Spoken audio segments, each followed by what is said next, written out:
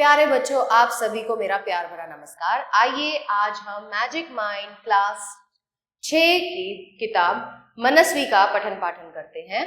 आइए आज हम कक्षा 6 का पाठ मित्रता का पठन पाठन करते हैं। हमारा संपर्क जब बाहरी जगत से होता है तो हमारे बहुत से मित्र बनते हैं, जिनमें कुछ अच्छे होते हैं, कुछ बुरे होते हैं। मित्र हम सभी को अच्छे लगते हैं। अच्छे मित्र हमारे जीवन को अच्छाइयों की ओर ले जाते हैं। प्रस्तुत निबंध में तो बच्चों ये एक निबंध है जिसमें मित्रता से संबंधित विभिन्न पक्षों पर गहराई से विचार किया गया है। ऐसे में यह पाठ पूरी गंभीरता से आपका मार्गदर्शन करेगा। जब कोई युवा पुरुष अपने घर से बाहर निकलकर बाहरी संसार में अपनी स्थिति जमाता है, मतलब कि जब आप युवा हो जाते हो, बचपन में तो हम अपने घर में रहते हैं, हमारे मम्मी पापा जो हैं वो हमें सुरक्षा प्रदान करते हैं। लेकिन जब हम बड़े हो जाते हैं, अपनी आजीविका कमाने बाहर निकलते हैं, तो हमें अपने ऊपर ही विश्वास रखना होता है। हमें बाहरी दुनिया में अपनी स्थिति को बनाना पड़ता है। तब पहली कठिनाई उसे मित्र चुनने में पड़ती है। तो सबसे इंपॉर्टेंट चीज क्या है कि हम अपने अच्छे मित्र बनाएं। यदि उसकी स्थिति बिल्कुल एकांत और निराली नहीं रहती तो उसके जान पहचान के लोग धड़ाधड़ बढ़ते जाते हैं और थोड़े ही दिनों में कुछ लोगों से उसका हेल मेल हो जाता है। तो यदि आप एकांत में रहना पसंद नहीं करते हैं तो आपके बहुत सारे मित्र जो है वो बन जाते हैं। यही हेल मेल बढ़ते बढ़ते मित्रता के रूप में परिणत हो जाता है, मतलब परिवर्तित हो जाता है।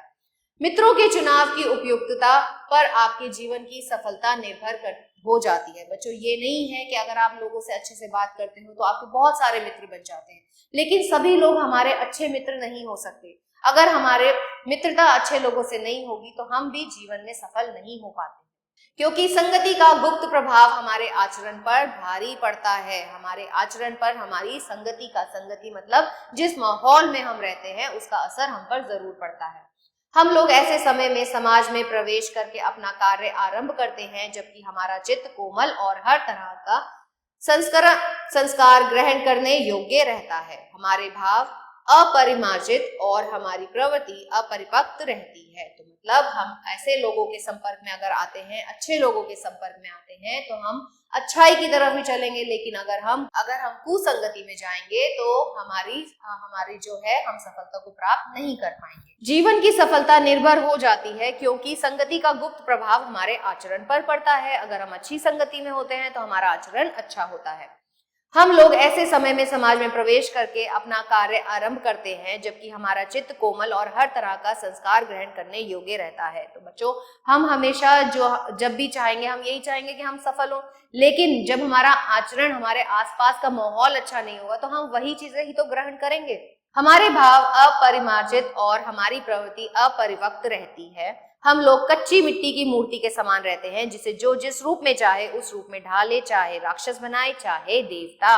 तो हमारी संगति ही ये बताती है कि हम किस तरीके के इंसान के रूप में परिवर्तित होंगे। क्या हम अच्छे इंसान के रूप में बनेंगे या हम एक राक्षस प्रवृत्ति के इंसान बन जाएंगे।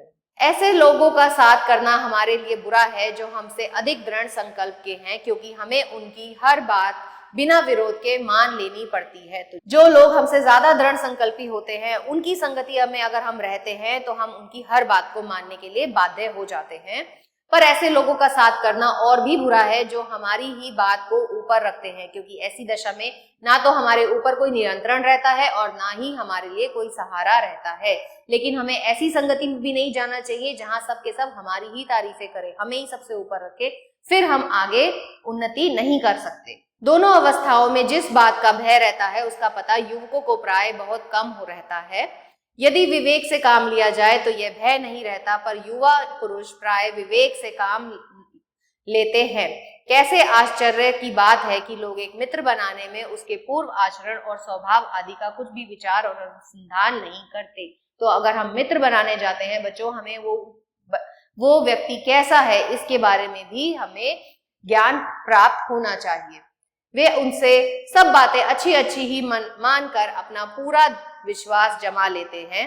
हंसमुख चेहरा, बातचीत का ढंग, थोड़ी चतुराई, साहस, ये ही तो 2-4 बातें किसी में देखकर लोग चटपट उसे अपना बना लेते हैं। तो हम लोगों की बातों में कब आ जाते हैं? जब हम उनका हंसमुख चेहरा देखते हैं, उनके बातचीत करने के ढंग को देखते हैं, उनकी चतुराई या साहस देखते हैं। हम लोग यह नहीं सोचते कि मैत्री का उद्देश्य क्या है। मैत्री मतलब मित्रता का क्या जीवन में व्यवहार में उसका कुछ मूल्य भी है। यह बात हमें नहीं सूझती कि यह ऐसा साधन है जिससे आत्म शिक्षा का कार्य बहुत सुगम हो जाता है।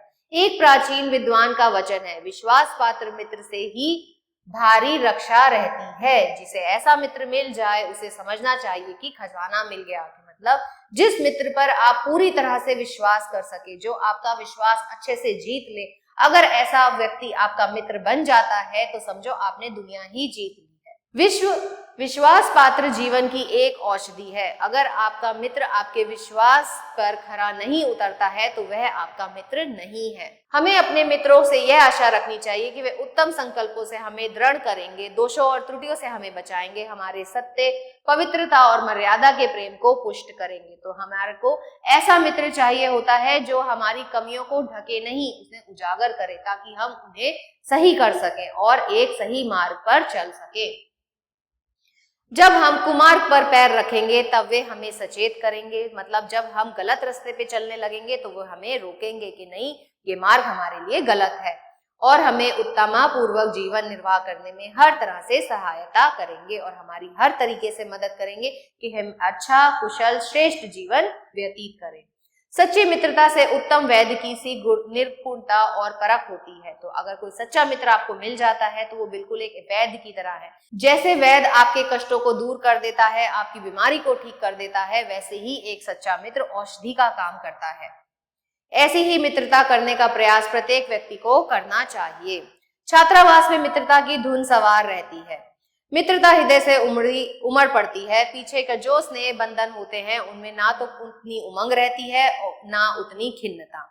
बाल मैत्री में जो मग्न करने वाला आनंद होता है वह और कहां। बाल मैत्री मतलब बालपन में तो बच्चों हमें पता ही नहीं होता कि हम कैसे हैं, अच्छी संगति में है, बुरी संगति में, जो लोग हमें अच्छे लगते हैं उनसे हम मित्रता कर लेते हैं। कैसी मधुरता और कैसी अनुरिक्त होती है, उस समय तो हमें कुछ ज्ञात ही नहीं होता। कैसे अपार विश्वास होता है, हृदय से कैसे कैसे उद्गार निकलते हैं, वर्तमान कैसा आनंदमय दिखाई पड़ता है और भविष्य के संबंध में कैसी लुभावनी वाली कल्पनाएं मन में रहती हैं। मतलब एक नई उत्साह, एक नया उमंग रहता है कि हमारा मित्र हमें कभी विश्वासघात नहीं कर सकता। मित्र का कर्तव्य इस प्रकार बताया गया है, उच्च और महान कार्यों में इस प्रकार सहायता देना, मन बढ़ाना और साहस दिलाना कि तुम अपनी अपने सामर्थ्य से बाहर काम कर जाओ। तो मित्र का, एक सच्चे मित्र का क्या कर्तव्य है? उसका कर्तव्य यही है कि वो आपको अच्छे काम करने के लिए प्रेरित करे, श्रेष्ठ काम करने के लिए प्रेरित करे, ताकि आप अपने सामर्थ्य से भी अच्छा कार्य करके दिखा पाए। यह कर्तव्य उसी से पूरा होगा जो दृढ़ चित्त और सत्य संकल्प का हो। तो ये तभी हो सकता है जब आपका मित्र कैसा हो, दृढ़ चित्त का और सत्य संकल्प वाला हो। इसलिए हमें ऐसे ही मित्र की खोज में रहना चाहिए जिससे हमसे अधिक आत्मबल हो। तो जिसका आत्मबल मजबूत होगा वही अपने मित्र का आत्मबल भी मजबूत करने में पूर्ण रूप से सहायक सिद्ध होगा। हमें उनका पल्ला उसी तरह पकड़ना चाहिए जिस तरह सुग्रीव ने राम का पल्ला पकड़ा था। तो ऐसे मित्र को हमें कभी त्यागना नहीं चाहिए। मित्र हो तो प्रतिष्ठित और शुद्ध हृदय के हो, मृदुल और पुरुषार्थी हो, शिष्ट और सत्यानिष्ठ हो, हम अपने को उनके भरोसे पर छोड़ सके और यह विश्वास कर सके कि उनसे किसी प्रकार का धोखा ना होगा। तो वही मित्र होता है हमारा जिससे हम पूरी तरह से अपना सब कुछ, अपने बारे में सब कुछ बता सके, जिस पर हम पूरा विश्वास कर सके, जिसपे हमें यह विश्वास हो कि वह हमें कभी धोखा नहीं देगा। जो बातें ऊपर मित्रों के संबंध में कही गई हैं वही जान पहचान वालों के संबंध में भी ठीक है, जो हमारे जीवन को उत्तम और आनंद में बनाने में कुछ सहायक दे सकते हो, यद्यपि उतने ही नहीं जितनी गहरे मित्र दे सकते हैं। मनुष्य का जीवन थोड़ा है, उसमें खोने के लिए समय नहीं। यदि क ख ग हमारे लिए कुछ नहीं कर सकते, ना कोई बुद्धिमानी, ना विनोद की बात कर सकते हैं, ना कोई अच्छी बात बतला सकते हैं, ना सहानुभूति द्वारा हमें ढांढस बधा सकते हैं, ना हमारे आनंद में सम्मिलित हो सकते हैं, ना हमारे कर्तव्य का ध्यान दिला सकते हैं, तो ईश्वर हमें उनसे दूर ही रखे। तो ऐसे लोग जिनसे हमें कोई प्राप्ति नहीं, जो कहने को तो हमारे सगे संबंधी है लेकिन हमारे सुख दुख में हमारा साथ ना दे पाए, जो हमें ढांढस बंधा ना पाए, हमारे दुख में हमारा साथ ना दे पाए, ऐसे लोगों से हमें दूर ही रहना चाहिए। आजकल जान पहचान बढ़ाना कोई बड़ी बात नहीं है। जान पहचान तो बच्चों आजकल सभी से हो जाती है।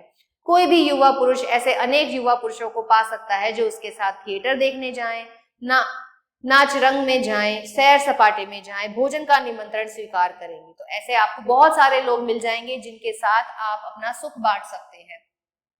यदि ऐसे जान पहचान के लोगों से कुछ हानि ना होगी तो लाभ भी ना होगा। तो ये लोग हमारे को मनोरंजन तो प्रदान कर सकते हैं, हमारे चित्त को तो प्रसन्न कर सकते हैं, ये हमें कोई लाभ नहीं दे रहे तो हानि भी नहीं दे रहे हैं, पर यदि हानि हो तो बड़ी भारी होगी। और अगर हम ऐसे लोगों को अपना सच्चा मित्र मान ले तो हमारे लिए ये बहुत बड़ी हानि की बात होगी। कुसंग का ज्वार सबसे भयानक होता है, मतलब कुसंगति में रहने पर इंसान को जो झेलना पड़ता है वह सबसे बुरी चीज होती है। ये केवल नीति और सद्वृत्ति का ही नाश नहीं करता बल्कि बुद्धि का भी क्षय करता है, मतलब हमारी बुद्धि का भी नाश करता है। क्षय का अर्थ होता है नाश। किसी युवा पुरुष की संगति यदि बुरी होगी तो वह अब उसके पैरों में बंधी चक्की के समान होगी, जो उसे दिन रात अवनति के गड्ढे में गिराती जाएगी, और यदि अच्छी होगी तो सहारा बनी वाली बाहु के समान होगी, जो उसे निरंतर उन्नति की ओर उठाती जाएगी। अगर बच्चों हम कुसंगति में रहते हैं तो वह हमारा पतन ही लेकर आएगी, और यदि हम ऐसा मित्र बनाते हैं जो सत्संगति का हो तो हमारा उत्थान होना तय है।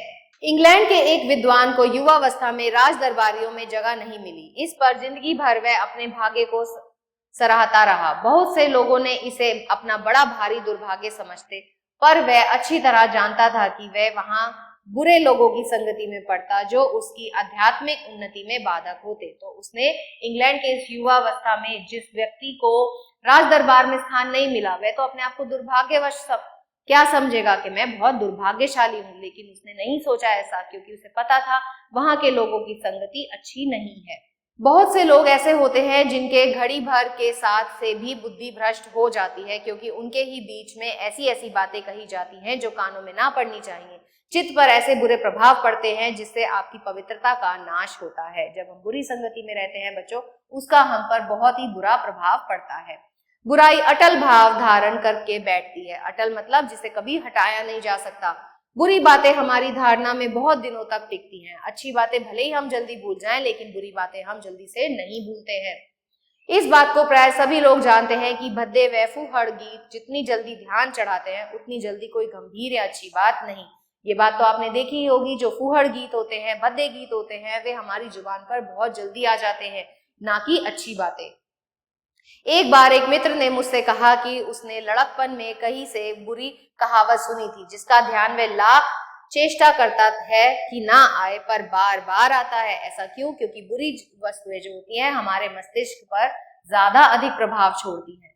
जिन भावनाओं को हम दूर रखना चाहते हैं, जिन बातों को हम याद करना नहीं चाहते, वे बार बार हृदय में उठती हैं और बेदती हैं। अतः तुम पूरी चौकसी रखो, ऐसे लोगों का साथी ना बनाओ। इसीलिए हमें ऐसे लोगों को अपना साथी नहीं बनाना चाहिए जो हमें बुरी बातें समझाएं। बुरी बातें हमारे दिमाग पर ज्यादा असर डालती हैं।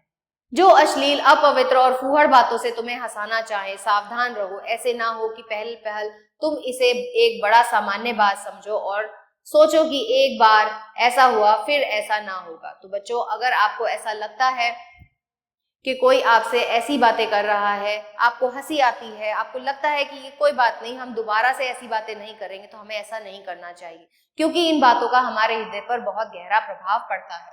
अथवा तुम्हारे चरित्र बल का ऐसा प्रभाव पड़ेगा कि ऐसी बातें बकने वाले आगे चलकर आप सुधर जाएंगे। नहीं, ऐसा नहीं होगा, ऐसा कभी नहीं होता। जो ऐसी बातें करता है वह कभी सुधर नहीं सकता। जब एक बार मनुष्य अपना पैर कीचड़ में डाल लेता है तब फिर यह नहीं देखता कि वह कहाँ और कैसी जगह पैर रखता है। धीरे धीरे उन बुरी बातों का अभ्यस्त होते होते तुम्हारी घृणा कम हो जाएगी। पीछे तुम्हें उससे चिढ़ ना मालूम होगी, क्योंकि तुम यह सोचने लगोगी चिढ़ने की बात ही क्या है, तो तुम्हें उसकी बातें ही अच्छी लगने लगेंगी। तुम्हारा विवेक कुंठित हो जाएगा, मतलब तुम्हारा जो विवेक है, तुम्हारा जो दिमाग है वह कुंठित मतलब खराब हो जाएगा, गंदा हो जाएगा, और तुम्हें भरे बुले की पहचान ना रह जाएगी। अंत में होते होते तुम भी बुराई के भक्त बन जाओगे।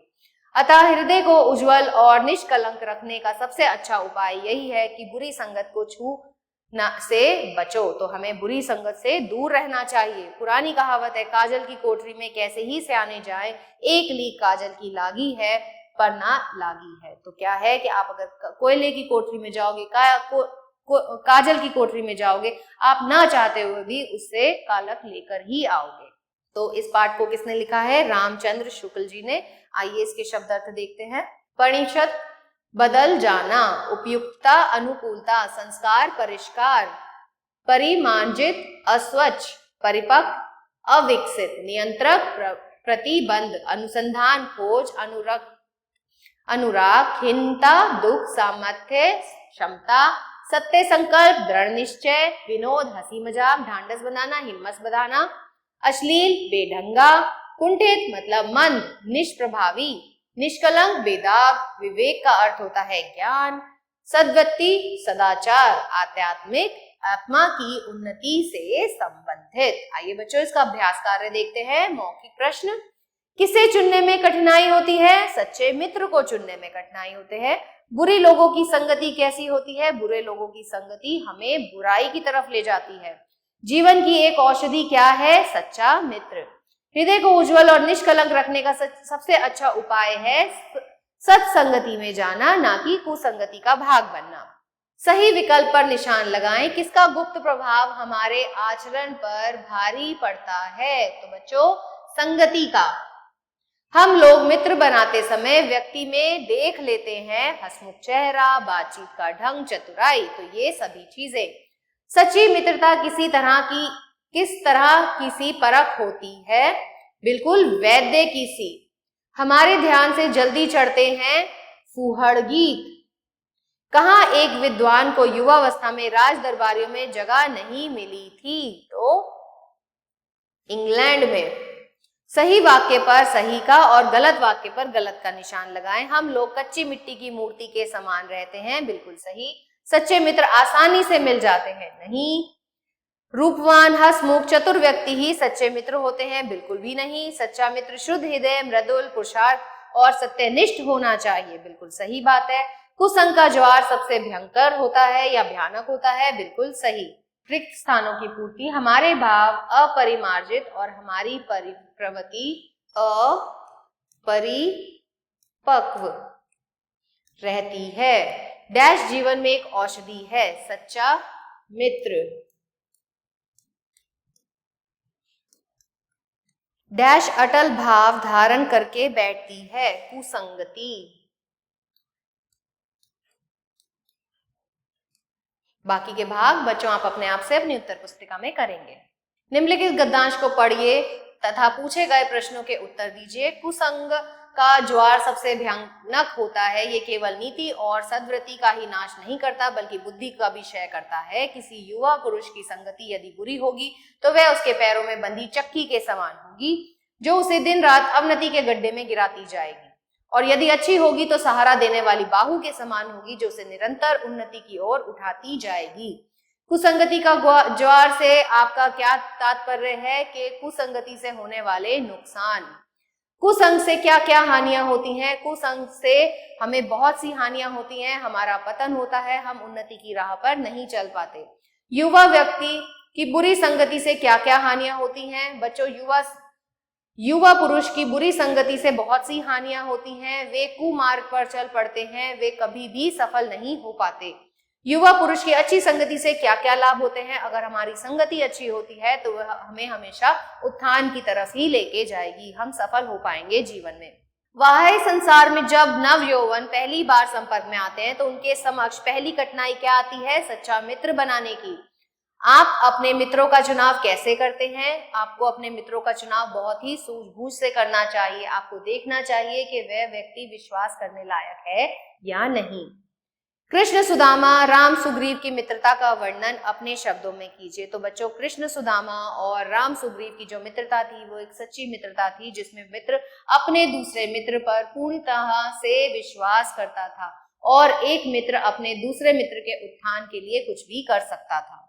जो लोग हमसे अधिक दृढ़ संकल्प वाले होते हैं उनके साथ रहने से हमें यह हानि होती है कि हमें वही करना पड़ता है जो वे कहते हैं। मित्रता में आत्म शिक्षा का कार्य कैसे सुगम हो जाता है? अगर हम अच्छी मित्रता बनाते हैं बच्चों तो ऐसे लोग हमें प्रेरित करते हैं, हम आगे बढ़ने की प्रयास करते हैं और इससे हमारा उत्थान होता है। एक बार कीचड़ में पैर डालने का अर्थ है कि कुसंगति में घुसना। मित्रता के संदर्भ में यह समझाया गया है कि यदि हमारी संगति अच्छी नहीं है, कुसंगति है, तो हमारा कभी उत्थान नहीं हो सकता, हम पतन की तरफ ही अग्रसर रहेंगे। कुसंग को भयानक ज्वर इसलिए कहा गया है क्योंकि इससे हमारा कभी भी उत्थान नहीं हो सकता। हम इसमें जाकर इससे हमें हमेशा हानियां ही होंगी, कभी भी हम अच्छे विचार वाले व्यक्ति नहीं बन पाएंगे। आशा करती हूँ यह पाठ आपको अच्छे से समझ आया होगा। मिलते हैं अगले पाठ में, तब तक के लिए आभार।